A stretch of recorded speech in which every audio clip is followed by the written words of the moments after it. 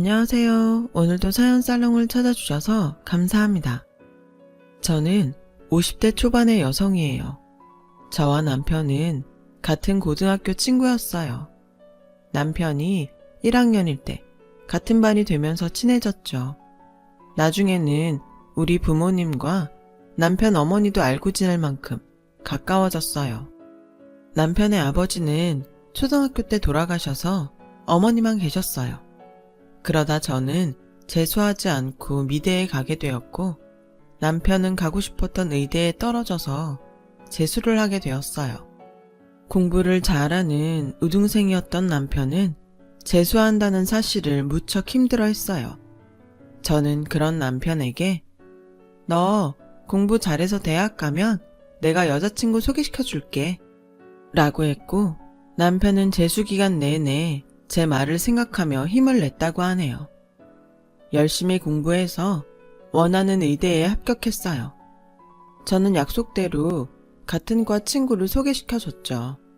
하지만 남편은 얼마 안 가 그 친구와 헤어지고 다른 여자친구들을 사귀었다가 헤어지기를 몇 차례 반복하더라고요. 저도 대학 다니면서 2번 정도 남자친구를 사귀었거든요. 그러다가 제가 대학원에 다닐 때 남편이 제게 사귀자고 하더라고요. 남편은 인턴 과정 중이었어요. 솔직히 수연이 너 생각나서 여자들하고 오래 안 갔어. 친구로 지냈어도 사귈 수 있는 거잖아. 우리 정식으로 만나보자. 저는 그 말에 좀 놀랐어요. 남편과는 항상 장난도 심하게 치고 동성 친구처럼 허물이 없는 사이였거든요. 하지만 남편은 진지했고 저도 좋아하는 마음이 있어서 저희는 본격적으로 사귀게 됐어요. 부모님은 제가 남편과 사귀는 걸 좋아했어요. 사업을 하셨던 아빠는 반농담처럼 우리 수연이하고 정호 결혼하면 내가 병원 차려줘야겠다 라고 하셨죠. 남편 어머니도 저를 많이 예뻐하셨고요. 아줌마는 수연이가 며느리 하면 참 좋겠다 라고 종종 말씀하셨어요. 어른들한테 그런 말을 자꾸 들으니 저희도 결혼을 생각하게 됐죠. 어느새 자연스럽게 결혼 이야기가 오고 가게 됐고 남편이 전문의 시험을 붙고 난 후에 상견례를 갖게 되었죠. 아버님 어머님, 제가 수연이 책임지고 행복하게 할 겁니다. 저를 믿고 따님을 주셔서 감사합니다. 라며 남편이 씩씩하게 인사했고 아빠는 그래, 둘이서 행복하게 잘 살아야 된다. 우리 사위 병원 개업은 걱정 마라. 내가 최선을 다해서 도와주마. 라며 남편의 등을 토닥이셨어요. 남편 어머니는 제 손을 잡고 우리 정호 병원 일 하는데 어려움 없게 내조 잘해야 된다. 라고 하셨고 저도 네 어머니 제가 잘할게요. 라는 말들을 주고받았습니다. 집에 와서 엄마는 막상 상견례를 하니 남편 어머니가 마음에 걸린다고 하셨어요. 어째 어른이 돼서 두 사람 잘 살아라, 서로 아껴줘라 그러는 게 아니고 내 딸한테만 내조 잘하라고 콕 집어 말하는 게 영 불편하네 라고 하자 아빠는 둘이 어릴 때부터 많이 봤으니까 그랬겠지. 너무 깊이 생각하지 말라고. 맞아 엄마. 정호 어머니 원래 나 이뻐하셨잖아. 너무 걱정하지 마. 라며 엄마를 안심시켰어요. 그래도 우리 딸 양쪽 부모 있는 집에 가서 시아버지 사랑 듬뿍 받았으면 했는데 난 솔직히 정호 하나 보고 너 보내는 거야. 알겠어? 그러니까 그 녀석이 잘못하면 바로 엄마한테 말해.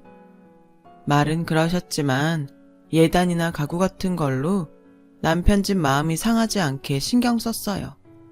그렇게 저희는 결혼을 했고 얼마 안 돼 아빠 도움으로 남편은 좋은 위치에 성형외과를 개업하게 됐어요. 축하하네. 앞으로 열심히 해서 환자 많아지는 일만 남았어. 이게 다 아버님 덕분입니다. 열심히 하겠습니다. 라며 꾸벅 인사를 하더라고요. 시어머니도 저한테 잘해주셨고요. 저희는 흔히 말하는 고부간의 갈등이나 양쪽 집안 문제 없이 잘 살았죠. 시어머니가 너무 명품도 좋아하시고 사치를 좀 하는 편이어서 엄마가 좀 불편해하셨어요. 저희 집은 저도 그렇고 엄마도 그런 걸 별로 안 좋아했거든요. 그렇다고 크게 문제될 정도는 아니었어요. 엄마는 시어머니 성격이 그러려니 하며 명품 쇼핑이나 해외여행 얘기만 하는 시어머니를 잘 받아주셨죠. 한 번은 저까지 셋이서 밖에서 식사를 하는데 시어머니가 친구들과 유럽 여행을 가겠다고 하시더라고요. 그런데 그 비용이 저희가 생각했던 것보다 훨씬 많이 드는 거였어요. 생각보다 돈이 많이 드네요. 그거 여행사에 잘 알아본 거 맞아요? 좀 더 알아보면 그만큼 안 들이고도 갈 수 있을 것 같은데 요즘 경기가 좋은 편도 아니고 병원들도 어려운데 많이 생긴다는데 앞날을 위해서 돈을 모으는 게 좋지 않겠어요? 지금 제가 돈을 함부로 쓴다는 거예요? 저도 다 알아보고 결정한 거죠. 그런 것도 안 했을까 봐요. 수연이 엄마는 가끔 보면 걱정이 너무 많은 것 같아요. 우리 집 사정에 너무 이래라 저래라 하지 않았으면 좋겠네요. 제가 제 아들이 번 돈 쓴다는데 간섭이 지나치네요. 라며 불쾌해하셨고 엄마는 그렇게 들렸으면 미안해요. 저는 좋은 뜻에서 한 말이었으니까 너무 마음 쓰지 마세요. 라며 시어머니를 달랬어요. 저는 중간에서 두 분이 싸우기라도 하면 어쩌나 했지만 다행히 그 자리는 잘 마무리되었고 두 분도 웃으면서 헤어졌어요. 하지만 그날 이후로 그렇게 식사를 하거나 같이 모이는 자리는 더 이상 없었죠. 엄마는 시어머니와 성격이 너무 달라서 자주 안 만나는 게 좋겠다고 하셨어요. 원래 사돈지간에는 너무 가깝게 지내는 거 아니랬다. 그동안 우리가 너무 자주 만난 것 같아 거리를 좀 두는 게 너한테도 더 나을 것 같다. 라고 하셨지만 시어머니의 씀씀이는 여전히 못마땅하신 것 같았어요. 엄마, 어머니도 저축 많이 하시고 물건 살 때도 생각보다 꼼꼼하게 골라. 그렇게 걱정하지 않아도 괜찮아. 라고 했지만 엄마는 됐어. 네가 그러지 않아도 돼. 내가 안 사돈 성격 모르는 것도 아니고 나도 딸 앞에서 이러는 거 아니지. 앞으로 더는 말 안 할게. 라고 하셨어요. 하지만 엄마가 걱정하셨던 대로 성형외과가 너무 많아지면서 남편 병원도 조금 타격이 생겼어요. 거기다가 남편이 어느 환자의 코 수술을 잘못하는 바람에 문제가 생겼죠. 저도 그 일로 걱정하고 있는데 시어머니가 전화를 하셨어요. 수연아, 니네 아버지한테 말씀드려서 어떻게 돈 좀 마련할 수 없겠니? 어머니, 일단 저희가 할 수 있는 선에서 해보려고요. 안 그래도 아빠가 그 사람 병원 차릴 때도 돈 거의 다 대주셨는데 이런 말씀까지 드리기가 좀 죄송해서요. 라고 하자 시어머니는 답답하다는 듯 너는 네 아빠한테 얘기하는 게 뭐가 죄송스러워? 가족이잖아, 가족. 이럴 때 돕고 사는 게 가족 아니니? 니네 집은 꼭 서로 남남처럼 이상하더라. 돈 쓰는 거 갖고도 엄청 깍쟁이처럼 계산하고. 그래, 알았다. 못 들은 걸로 해라. 라며 전화를 끊으셨어요. 그래도 저는 부모님께 말씀드리기보다는 저희가 해결하는 게 맞다고 생각했죠. 하지만 병원에서 수술을 잘못했다는 소문이 자꾸 퍼졌어요. 환자가 줄어들자 저는 아빠한테 말씀드릴 수밖에 없었습니다. 사람이 실수할 수도 있지. 근데 이건 사람 생명하고 직결된 거 아니냐? 그러니 이번 일을 교훈 삼아서 앞으로 더 신중했으면 좋겠다. 네, 아버님, 명심하겠습니다. 남편은 아빠에게 머리를 숙이며 죄송하다고 했어요. 병원 문제는 아빠 도움으로 수습을 했고 남편은 동네를 옮겨서 다시 개원했죠. 그리고 친정의 도움이 필요 없을 만큼 잘 되기 시작했어요. 저는 그 무렵 임신을 하게 됐어요. 입덧이 심해서 자주 친정에 가서 쉬곤 했어요. 임신 4개월이 지나도 나아지지 않아서 고생이 많았죠. 그날도 제가 친정에서 쉬고 있는데 데리러 오기로 한 남편이 오지 않더라고요. 병원에 연락을 해보니 수술이 밀려서 늦어지고 있다는 거였어요. 그래서 혼자 집에 가려고 했더니 아빠가 데려다 주겠다고 하셨어요. 괜찮아. 내가 애도 아니고 집에도 혼자 못 갈까봐 걱정 말고 쉬세요. 아빠도 이제 막 들어왔잖아요. 네가 지금 몸이 정상이 아니잖아. 가다가 무슨 일이라도 생기면 어떡하려고 그래. 그래, 아빠 말 들어. 엄마도 같이 갈게. 라며 두 분 다 저를 데려다 주겠다고 나섰어요. 그렇게 아빠가 운전하는 차를 타고 집으로 오는 길이었죠. 그날은 정말 다시 생각하기도 싫을 만큼 끔찍했어요. 강변을 타고 가던 저희 차는 중앙선을 넘어오던 트럭과 충돌했고 저는 그 자리에서 정신을 잃었어요. 나중에 온몸이 아파서 깨어나는데 주변이 웅성웅성하더군요.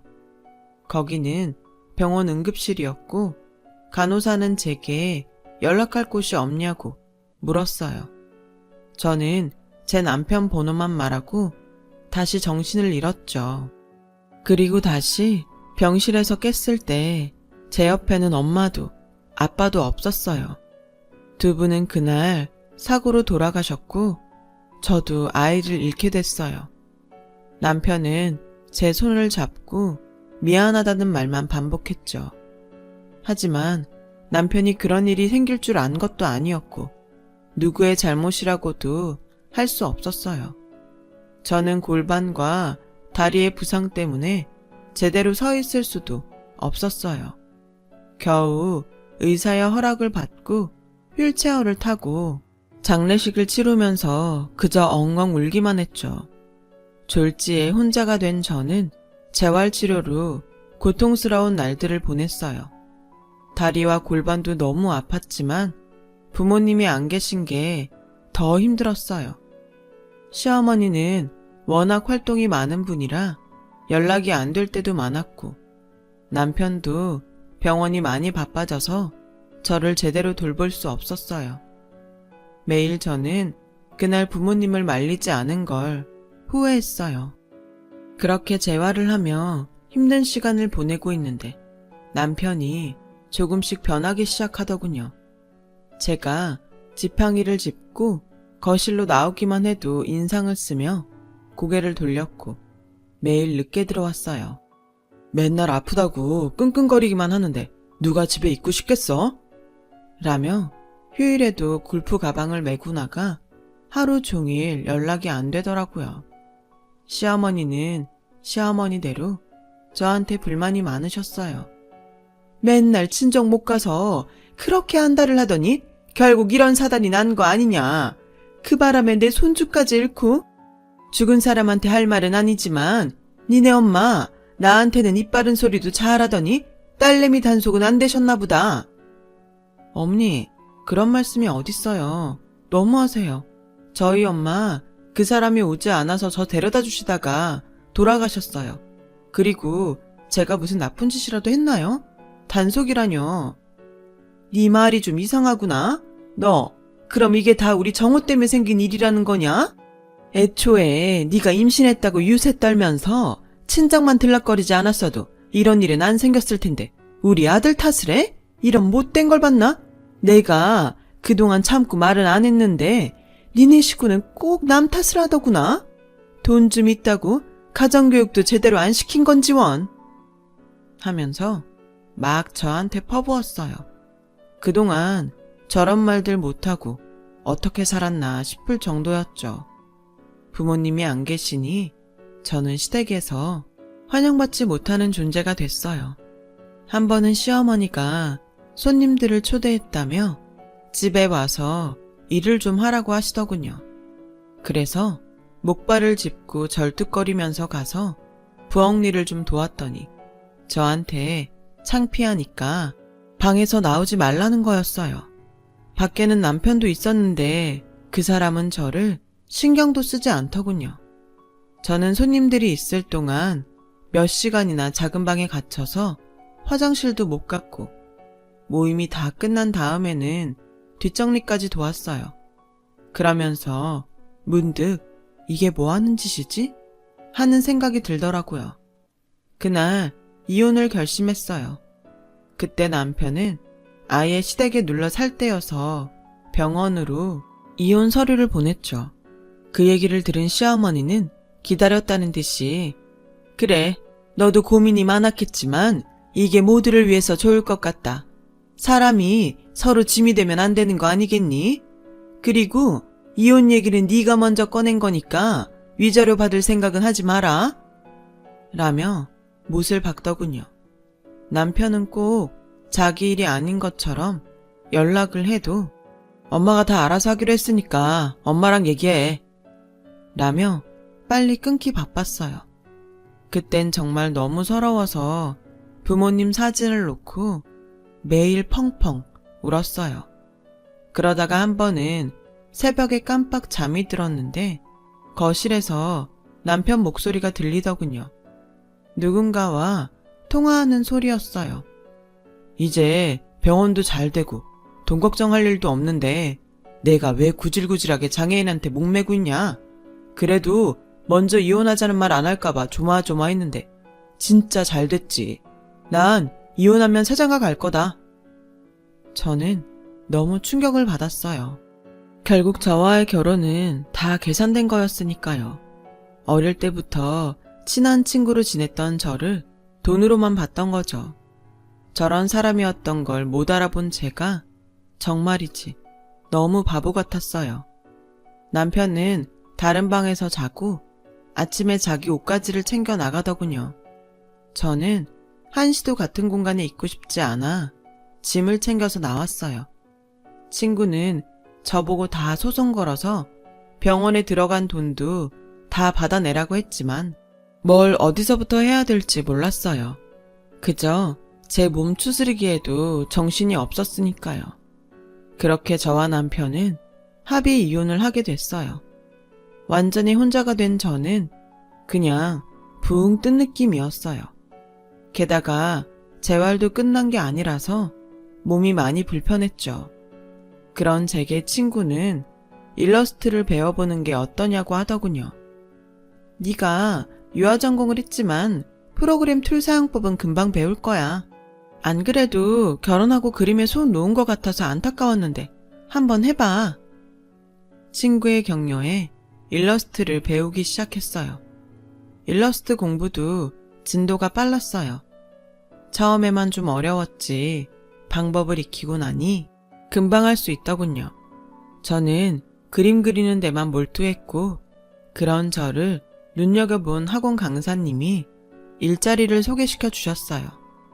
그렇게 책에 들어가는 사파를 작업하는 일을 시작으로 여러 일들을 하게 되었고 블로그에도 제 작품을 올렸어요.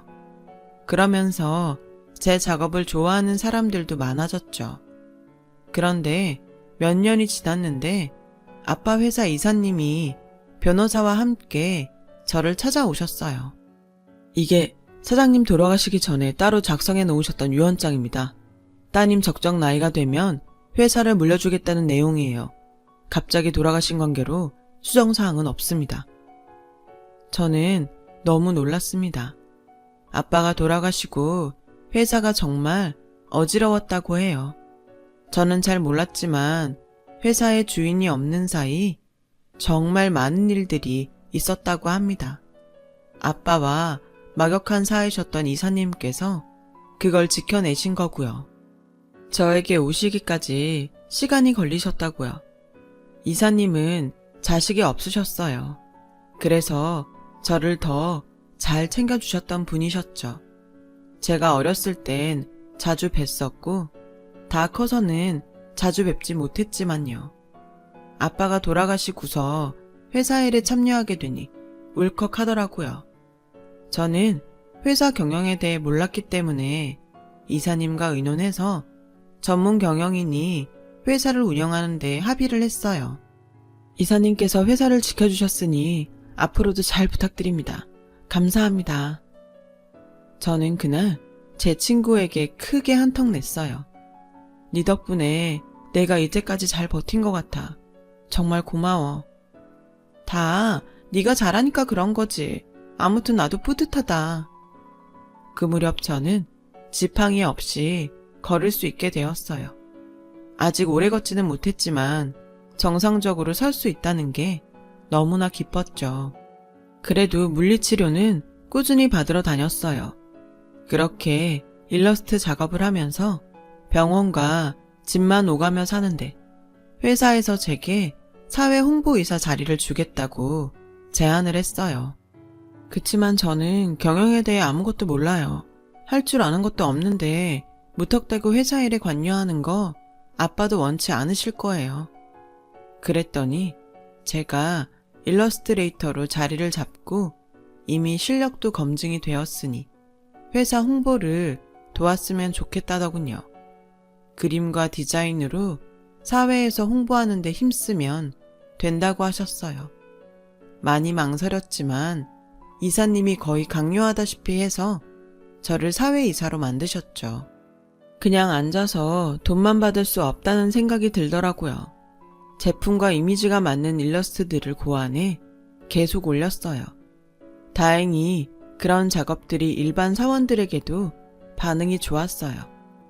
얼마 안 가서 회사 창립일이 되었어요. 이사님은 제가 인사말을 하면 좋겠다더군요.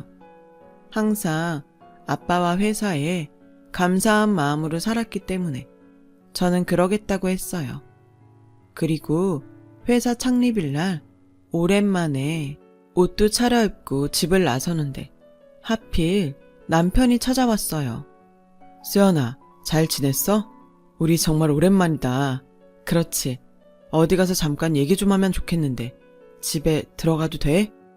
아무 일도 없었던 것처럼 오랜만에 만나는 친구 대하듯 하는데 정말 너무 뻔뻔하더군요. 나 지금 가봐야 돼. 그리고 할 얘기 없으니까 다신 찾아오지 마. 그래? 어디 가는데? 내가 그 앞에서 기다릴게. 저는 몰라도 된다고 하고 택시를 탔어요. 그랬더니 이 사람도 택시를 타고 저를 뒤쫓아 온 거예요. 회사 앞에서 내리자 남편은 뒤에 온 택시에서 따라 내리며 들어와서 제 팔을 잡더군요. 수연아, 잠깐만 얘기하자니까, 응? 저는 팔을 거칠게 뿌리쳤어요. 할 말 없다는데 왜 이래? 우리가 그럴 사이는 아니잖아. 이번에 우리 병원 확장 개원하는데 좀 보태주라. 아버님이 해주신 병원인데 네가 투자하면 너도 보람있고 좋잖아. 진짜 인간 말종이네. 나한테 그런 말이 나와? 아버님? 네가 감히 우리 아빠를 아버님이라고 불러? 나 다시는 너한테 안 넘어가. 투자? 웃기지 마. 너 같은 사기꾼한테 무슨 투자를 해? 사기꾼이라니 말이 너무 심한 거 아니야? 솔직히 아버님 어머님 그렇게 사고로 돌아가신 게 누구 책임인데 그래? 저는 그 말에 그만 핸드백으로 남편 머리를 내리쳤어요. 야, 이 자식아. 그래도 살아온 게 있어서 좀 참고 있었더니 뭐? 너 따위가 어디서 사고 얘기를 꺼내? 네가 사기꾼이 아니라고? 애초에 친구였던 나한테 우리 집 돈만 보고 접근한 것도 너고 병원 잘 되고 사고로 몸 좀 불편해지니까 별 볼 일 없다고 니네 엄마랑 작당해서 괴롭히고 집 나가게 만든 것도 너잖아. 병원도 다 네가 차지하고 입 싹 닦았는데 그게 사기가 아니라고? 여기요, 경비원 선생님, 이 쓰레기 좀 치워주세요. 회사 안으로 한 발짝도 못 들어오게 하세요.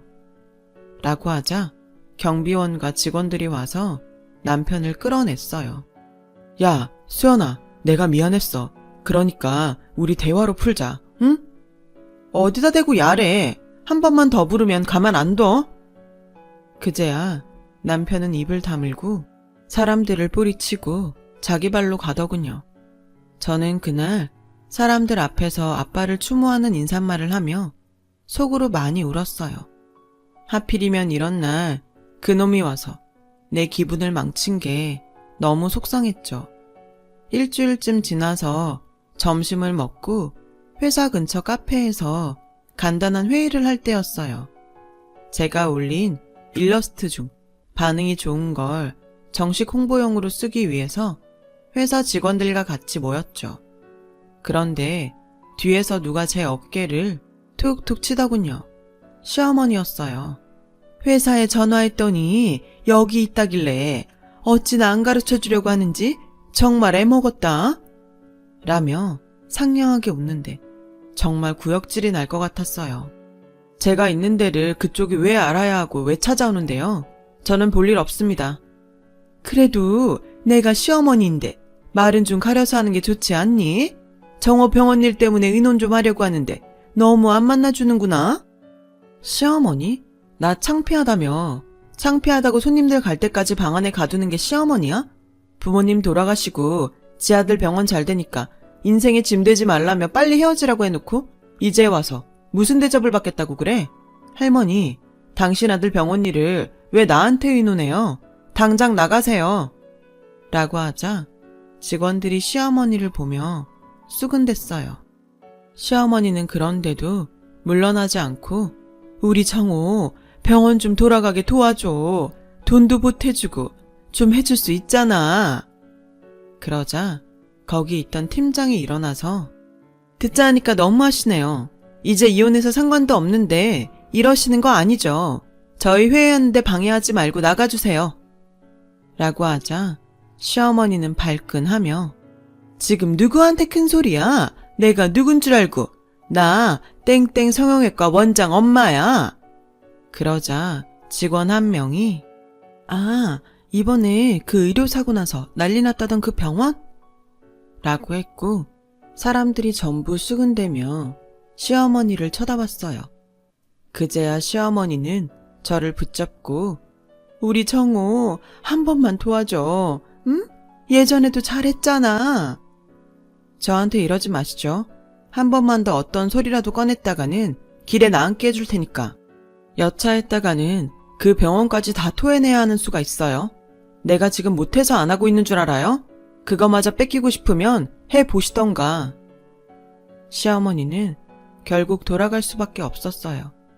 알고 보니 최근에 대리의사를 써서 수술한 게 사고가 나서 병원 환자가 뚝 떨어지고 소송에 들어갔다는 거였어요. 그 소송 비용을 좀 얻어보려 한 거였죠. 전 남편은 재혼했던 여자와도 파혼하고 지금은 의사 생활도 못하게 되어서 시어머니와 지방 어디에 가서 같이 작은 가게를 하고 있다나 봐요. 그 뒤로 가끔 저를 찾아왔지만 법원에 접근 금지 명령을 받았어요. 그래서 더는 보지 않고 살고 있어요. 이제는 그 사람들과 엮이지 않고 편하게 살고 싶네요. 많지 않은 나이에 돈 때문에 사람들과 좋지 않은 일들을 겪고 나니 돈이라는 것에 대해 많은 생각을 하게 됩니다. 아빠와 엄마의 그늘 아래 그냥 잘 살아왔다는 생각도 들고요. 앞으로는 더 정신 바짝 차리고 살아보려고 합니다. 쓰다 보니 오늘따라 부모님이 더 보고 싶어지네요. 서두 없이 써내려간 글 들어주신 분들 정말 감사드려요. 모두 행복하시고 건강하시길 빌게요. 여러분, 사연 댓글에 응원과 현명한 조언 부탁드려요. 좋아요와 구독은 저에게 큰 힘이 됩니다. 오늘도 좋은 일 가득하세요.